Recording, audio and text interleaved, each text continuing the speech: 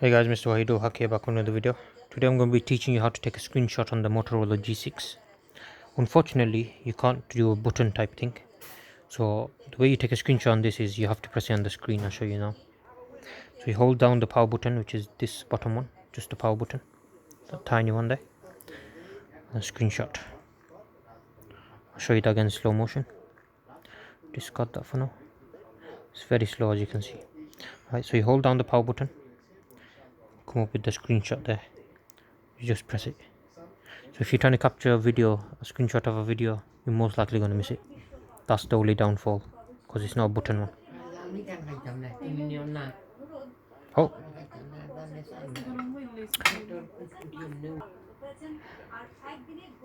actually you can do video, you can do take screenshots with that.